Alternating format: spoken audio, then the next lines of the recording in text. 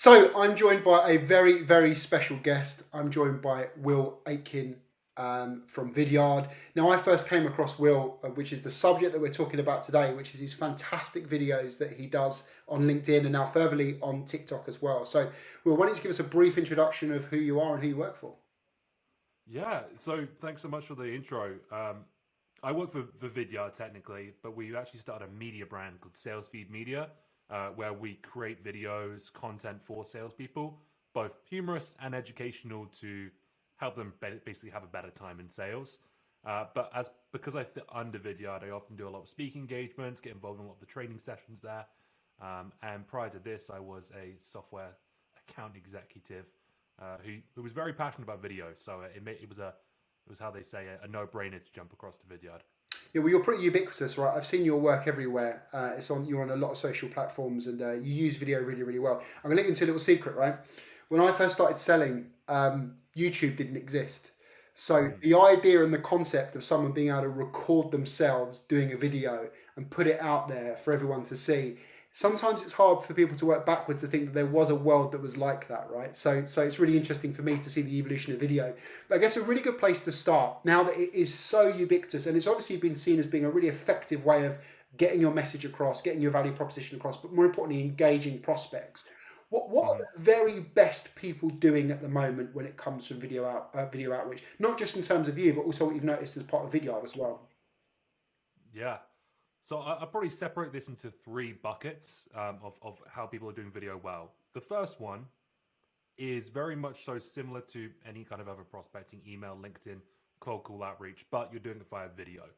So that's problem centric videos that highlight a problem for the customer but take it into a video format just as one extra way to reach the customer in a way or a channel that stands out. So what that might look like is I send you a video, I'm gonna whack that in an email. The first challenge you have with email with video is you got to try and get someone to click on the video. So I'm going to create a thumbnail, ideally on your website, on your LinkedIn profile. This is my process when I do it at least. And then I'm going to kind of tease towards the video in the body of the email, but not give away what it's all about because I don't want to spill the candy at the front door. So then in that video, I'm going to start similar like an email. The best emails are, I reckon, around 100 words. How long does 100 words take to read out loud? Around 40 seconds. So that's where I'm aiming, 30 to 40 seconds. I'm going to come in, I'm going to say, hey, I noticed this about your company, your profile, your content that you recently did. Often when I see that, it might result in this problem for our customers. We've helped in XYZ.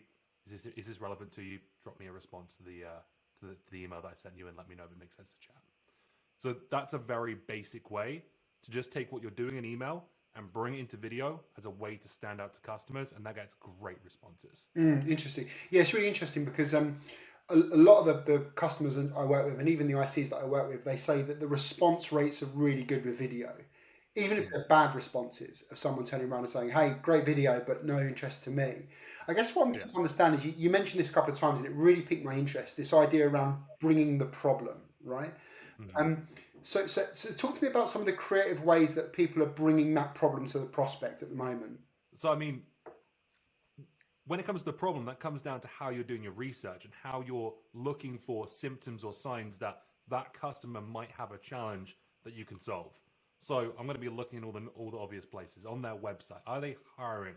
What are they posting about in their content, which is relevant or can be tied to the challenge or problems that my solution solves? Normally, there's between 1 and 5 big problems that we know that customers are having, and bringing that to the forefront means that sure, what I see a lot of people do is they create a great video, but then the person comes back and says, "This is an amazing video.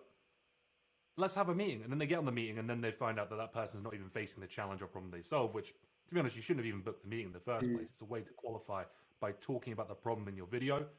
If that's relevant to the prospect, they put their hand up. That sets you up for a great cycle beyond that, or a great meeting booked for your team, which is likely going to be qualified because you led with that challenge or problem that you solve. Right. So that's really interesting. I've seen two types of organizational approaches to this. Right, there's the organizations that turn around and go, right, well let's make video an organizational capability. Right, so the marketing function are working closely with the sales organization.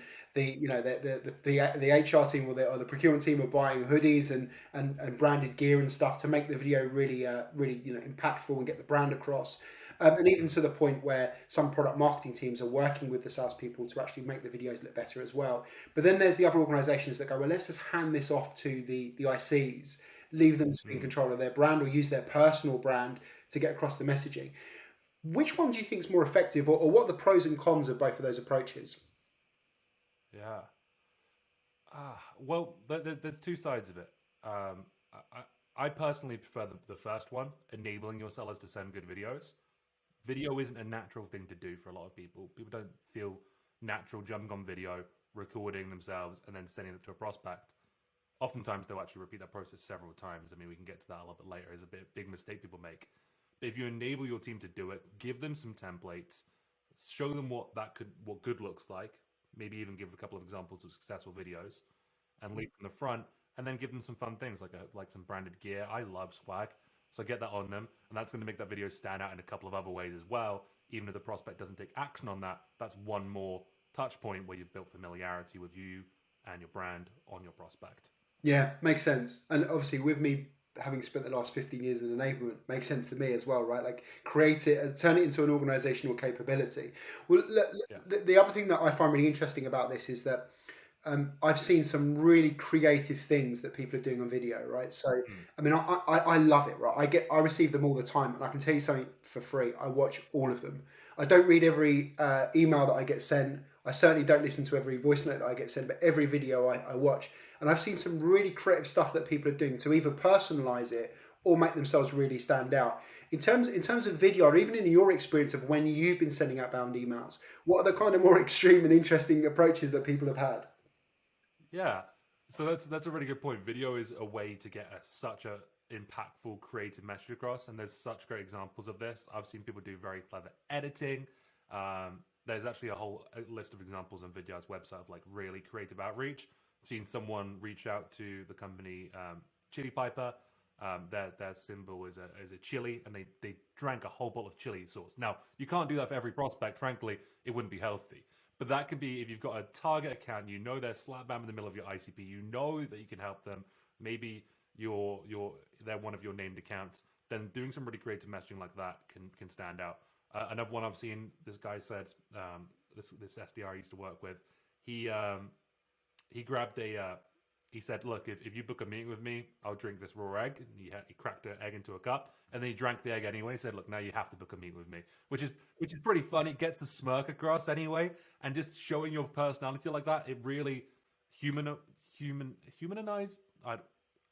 It makes it more personal. It makes you not look like a robot.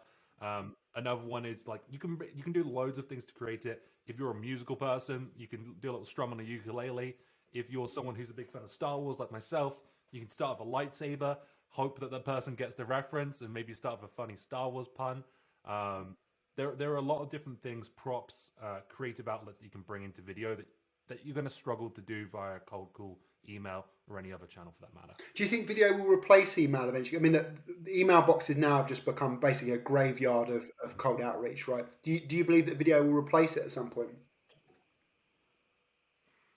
I think it become more and more prevalent. We did some research on this.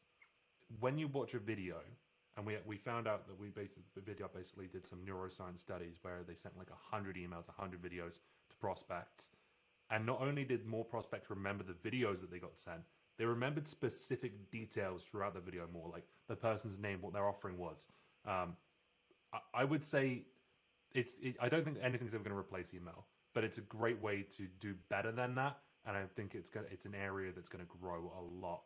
Um, even we've seen it internally in companies, a bit of asynchronous messaging that happens there. Slack messages and emails, they just get lost in the mix, and there's too many of them. And then the other side of things is people are meeting loads, and those meetings aren't productive. So now people are replacing that internally with videos. So yeah, I think there is going to be a lot more of that, and I think prospecting will lag behind that slightly. Mm. But as people do that more, they're going to get more comfortable with video, and then I would see it increase in prospecting some more as well. Yeah, I mean, it's incredible how quickly you can get across key information in such a short period of Mm. time, but also make it impactful at the same time. So we've spoken a lot about what works. Let's go through what doesn't work. What are the Mm. mistakes that salespeople make, or SDRs make, or A's make when it comes to cold outreach using video? Yeah.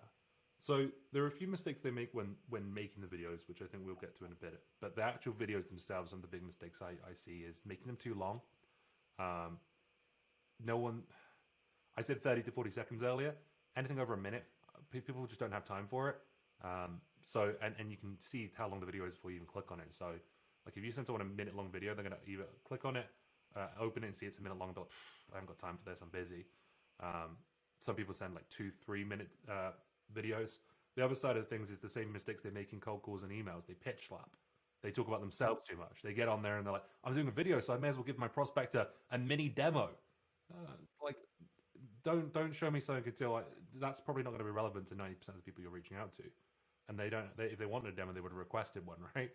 So a lot of people think that their product's going to sell itself. They just show it to enough people. I don't think that's an effective strategy, and people attempt to do that via video because it's very demo-esque and it's very easy to do that.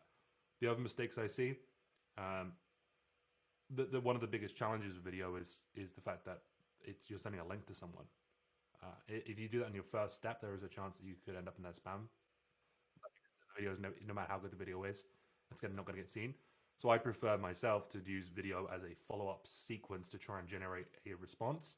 So typically I'm going to cold call someone, I'm going to leave them a voicemail saying, "Hey, my name's Will. I'm going to send you an email." I'm going to send them an email saying, "This is why I'm reaching out to you specifically. Relevant information, problem statement. Is this of interest or relevant to you?" And then if they don't respond to that email, that can be a great spot to then layer in a video. And because that first email didn't have any links in it, it's most likely past the spam filter. That means the second touch is now going to go into their inbox as well. And that's where video can really shine. I've also seen a bit of a rise of people sending. This can work for sure. It can be an effective strategy to do video at scale, but they basically send the same video to like 100 prospects. Now there are some ways that you can make this work. I had success with selling to a very niche industry, landscaping companies, and my video was like landscaping. And then I was like, "Hey, look, I'm reaching out because we work with this landscaping company. It was a big logo in that space. We help them with this, this, and this. Want to see if those problems are relevant to you." That's a good video, but if I did the demo thing, or it was more broad than that, then sending that to 100 prospects, it's going to be very clear.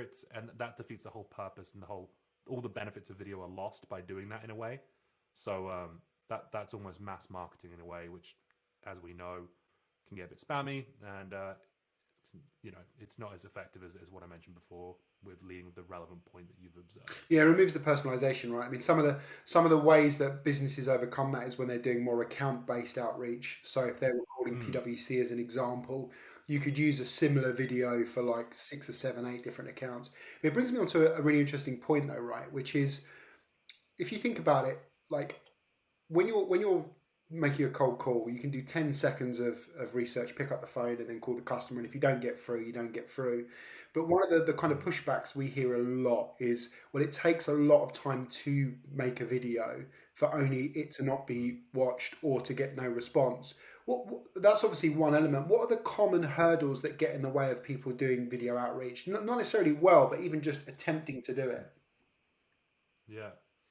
I'd say there's 3 big ones. You mentioned it there. People think it takes a lot of time, which it doesn't have to. And this will lead into the second problem. To make a good video, it probably takes about the same time as it does to write a good email. Like I mentioned earlier, 100 words, you read that out loud, and boom. The issue is, you do that. If you're a perfectionist and you're holding yourself to this high standard that's not even human, that you're going to do it, and you're going to re-record that video 10 times so you can nail it. Well, then you spend 10 minutes sending one video, and that is just, that's no good. So the biggest mistake I see is people just doing that, and therefore they're taking way too long to send the videos out. It's no longer efficient, and even though you're going to get higher response rates to that, it's going to take you way more time, and therefore you're better off maybe sending emails or making cold calls. Now, and also when that prospect gets that video and you've rehearsed it 10 times and it's really scripted, it's going to lose all of its magic and human element to it. One thing, yeah. One thing I see related to that, because people spend tons of time sending out their first few videos, what they end up doing is feeling like they've done a ton of work, and they've sent 5 videos maybe in 2 hours, and they're like, "Wow, I gave it a really good shot. Those are great videos," and then they don't get responded to. They then go, "Video doesn't work." So they give up too soon. You've got to get some repetitions in there. Imagine me going, hey, I made 5 cold calls, didn't work, cold calling is dead.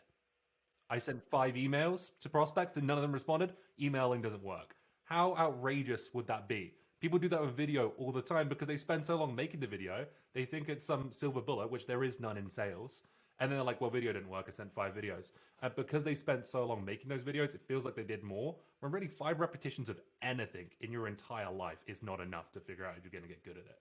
So you've got to do more than that.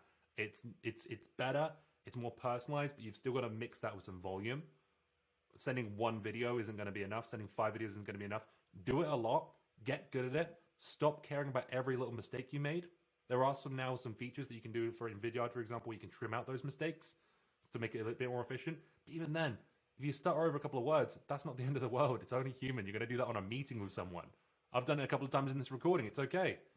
That's human. And if you get too picky about that, you're going to you're not going to send many videos. See, I just did it there.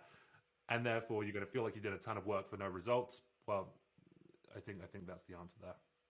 So let's think about it like this, right? If you're a new rep who's just become an SDR and you want to start making videos to send out to prospects, what's the process that you would now go through, having learned what you've learned about video, to start creating some really good video content and cadences to ultimately book more demos and win more business?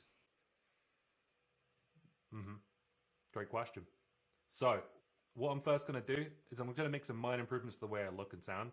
Nothing crazy. You don't have to go buy a bunch of equipment, but I'm going to make sure I look good and I'm going to be well understood in those videos. So what that means is making sure I've not got light behind me, got them lit from the front so they can see my beautiful face. The laptop's going to be at eye level kind of, so that it looks like I'm talking to them rather than down at them. Just a couple of small improvements like that. Don't need to go crazy. There's lots of resources on how to look good on camera, but you don't need to go buy something like what I'm using here, for example. Don't stress about that, but just make sure you look good in these videos. And then I'm going to block some time. I'm going to dedicate an hour to just sending videos.